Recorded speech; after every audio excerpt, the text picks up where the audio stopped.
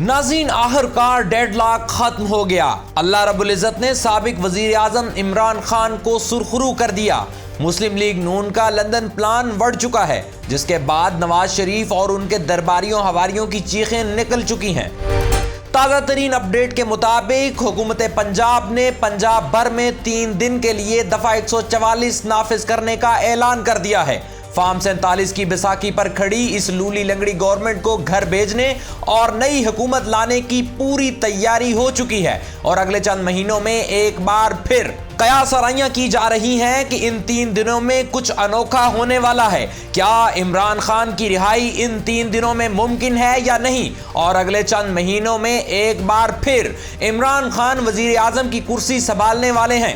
رات گئی کن اہم شخصیات کی ملاقات ہوئی اور اس میٹنگ میں کیا طے پایا؟ اڈیالہ جیل میں عمران خان کو کس نے کیا پیغام پہنچایا؟ خان نے کیوں حامی بھر لی؟ اور انٹرنیشنل سطح پر طاقتور لوگوں پر کس نے دباؤ ڈالا؟ اس سارے معاملے پر اس ویڈیو میں تفصیل سے آپ کو آگاہ کریں گے۔ جیسے ہی حکومت کو اپنے پیروں سے زمین کھسکتی ہوئی محسوس ہونے لگی، انہوں نے عدلیہ کو نشانے پر لے لیا۔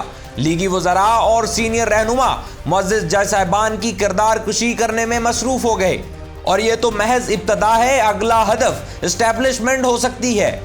تازہ ترین بیان میں وزیر دفاع خواجہ آصف نے ججوں کو تڑیاں لگائی ہیں کہ ہم دیکھ لیں گے، اور اب انہیں ججوں کی تعطیلات کی بھی کھٹکنے لگی ہے۔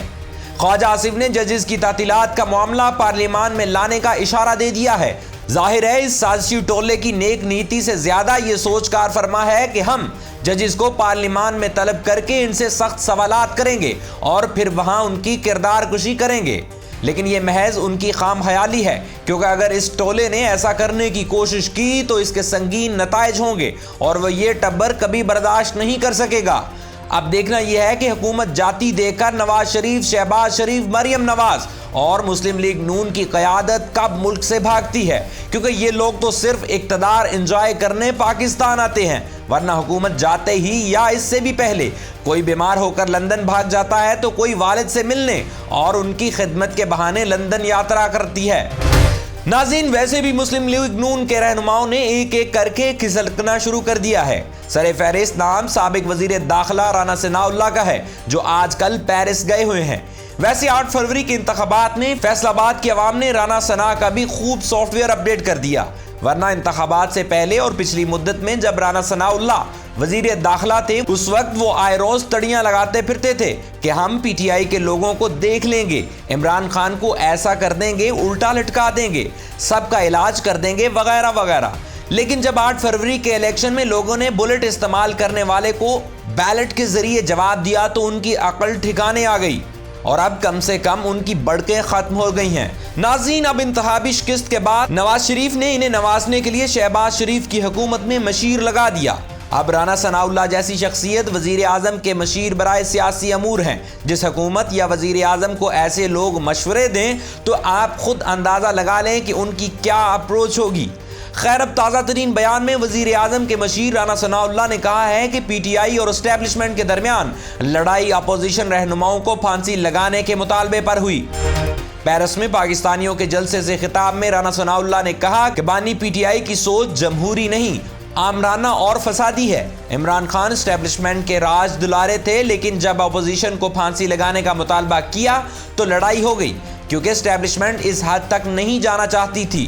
اب ان کی عقل پر ماتم ہی کیا جا سکتا ہے کہ کوئی پرائمری اسکول کا طالب علم بھی جانتا ہے کہ کسی بھی لیڈر بلکہ کسی بھی شخص کو سزا دینے یا پھانسی پر لٹکانا نہ تو وزیر اعظم کا اختیار ہے اور نہ ہی اسٹیبلشمنٹ ایسا کر سکتی ہے۔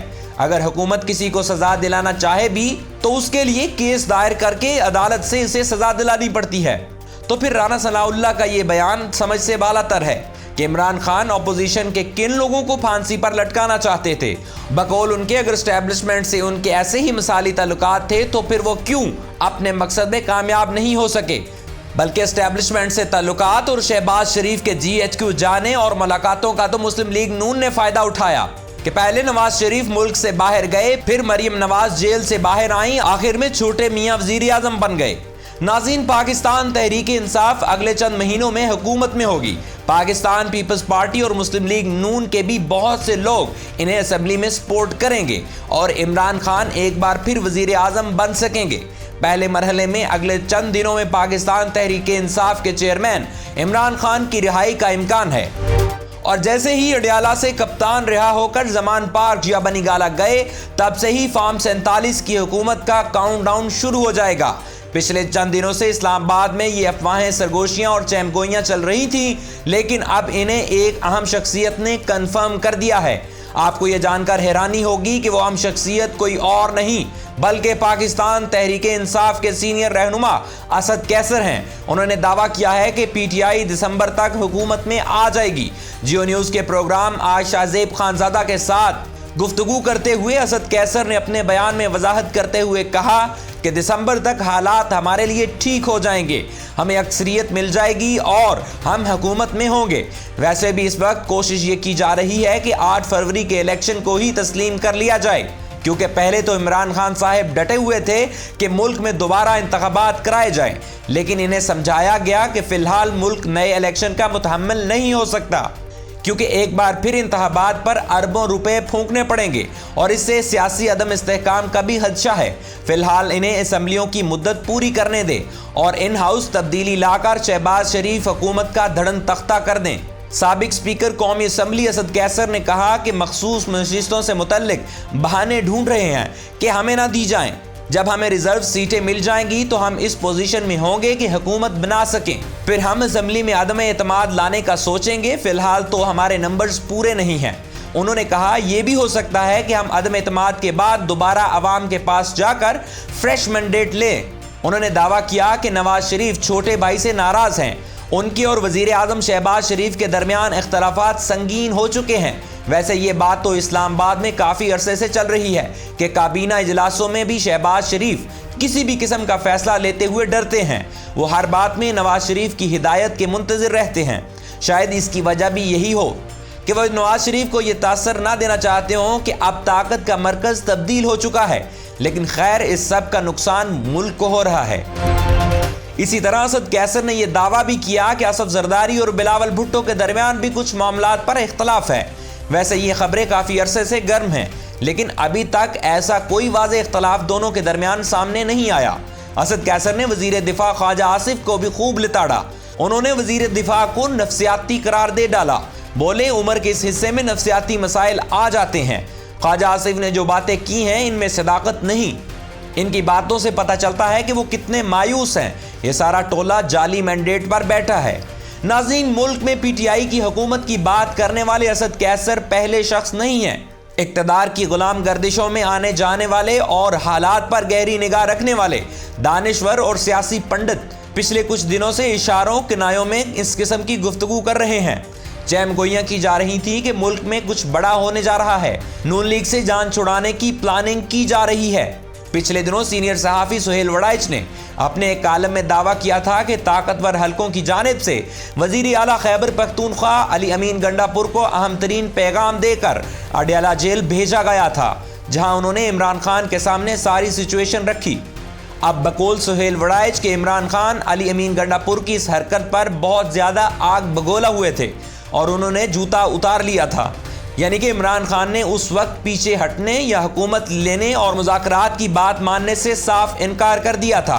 बल्कि सुहेल वड़ाइच साहिब ने तो यहाँ तक लिखा कि इमरान खान को जब किसी पर शक हो जाता है कि वो ताकतवर कुव्वतों से राब्ते में है तो वो उससे काफ़ी हद तक दूर हो जाते हैं और बातचीत नहीं करते। और इसके बाद से अली अमीन गंडापुर जेल में खान को मिलने भी नहीं गए। वैसे भी इमरान खान साहब बार बार ये बात कह चुके हैं कि वो कोई मुल्क या फौज के दुश्मन नहीं है। ये मुल्क भी मेरा है और फौज भी मेरी है। ये तो हुकूमत की कोशिश बल्कि साजिश है कि तहरीक इंसाफ और फौज को आमने सामने लाकर खड़ा कर दिया जाए ताकि ये टोला मजे से इक़्तिदार एंजॉय कर सके। नाज़रीन, अगले कुछ दिन इंतहाई फैसला कुन हैं जो मुल्क की मुस्तकबिल की सिमत का तयन करेंगे। हमने वाकई आगे बढ़ना है या फिर गोल दायरे में ही सफ़र करना है कि जहां से चले थे घूम फिर कर वहीं वापस आ खड़े हो जाएं। लेकिन आखिर में हमेशा की तरह हमारी दुआ है कि अल्लाह रब्बुल इज़्ज़त इस पाक धरती को क़यामत तक कायम रखे और इस मुल्क के लूटने वालों और इसे नुकसान पहुंचाने वालों को इबरत का निशान बना दे। आमीन सुम्मा आमीन। पाकिस्तान जिंदाबाद।